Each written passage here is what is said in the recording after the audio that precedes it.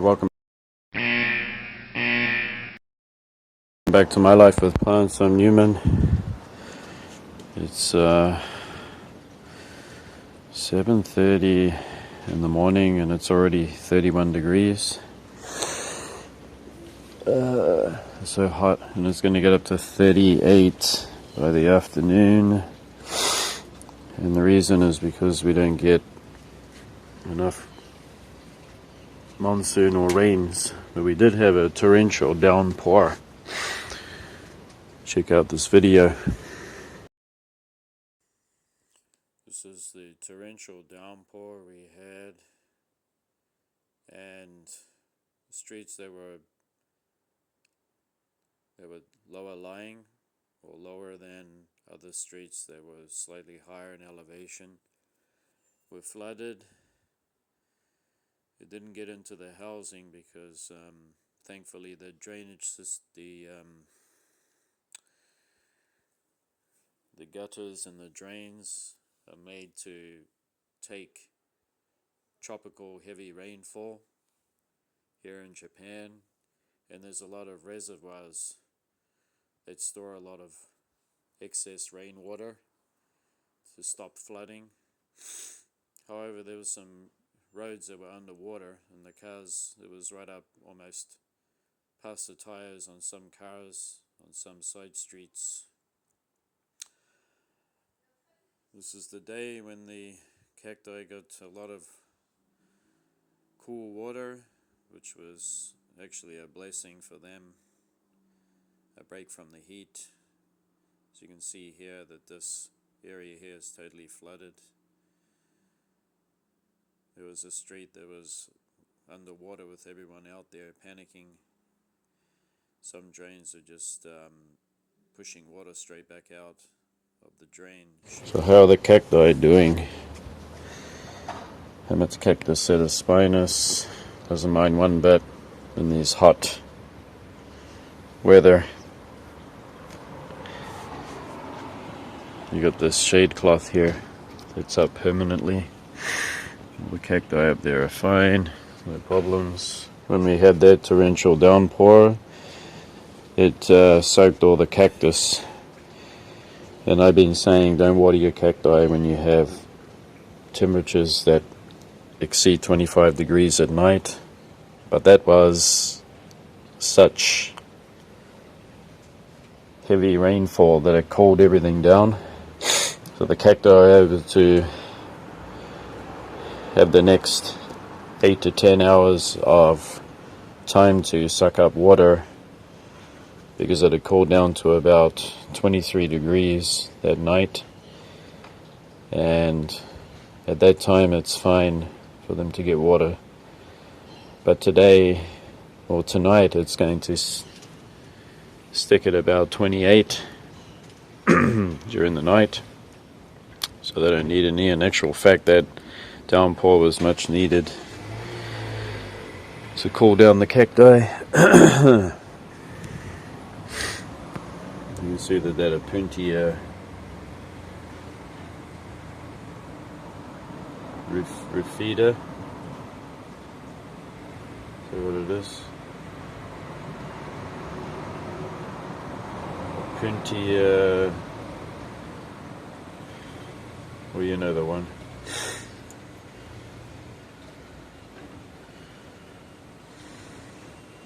It's hydrated, plumped right back up. The Echinopsis are tropical cacti because they come from Paraguay and those very tropical, wet countries in South America.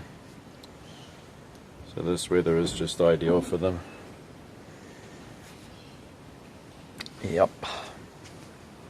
Still got this one here, this Mammillaria elongata copper king, doing well.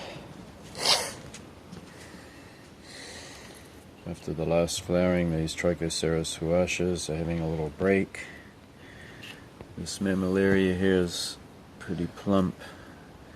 Over here I must harvest my seed pods from Atunus. Atunus is a pretty big plant, and I put my hand here for comparison. So it's a large, healthy plant.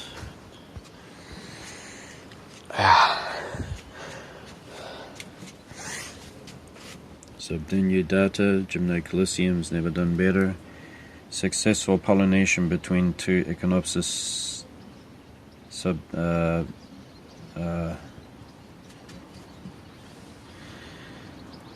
Echinopsis subdenudata.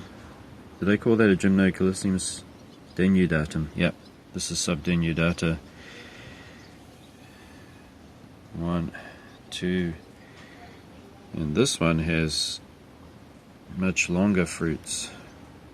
So it kind of makes you wonder that one of them's, it could be a mix, I don't know.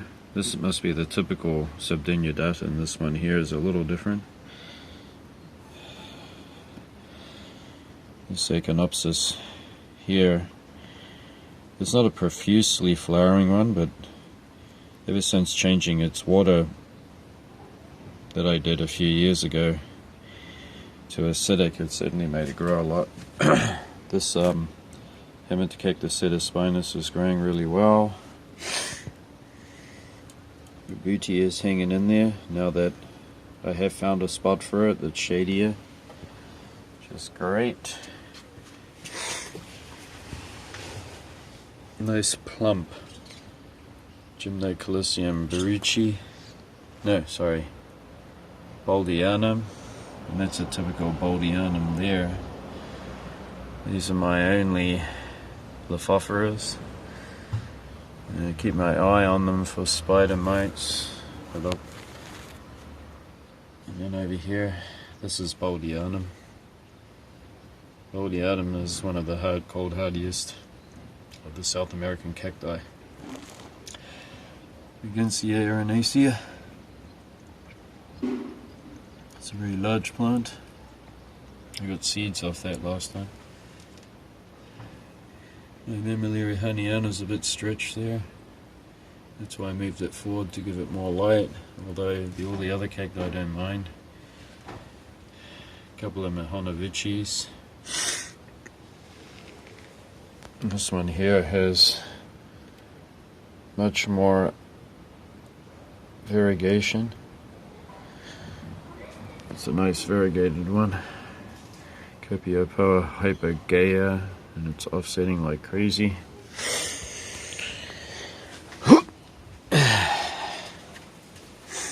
I'm starting to get a bit overheated.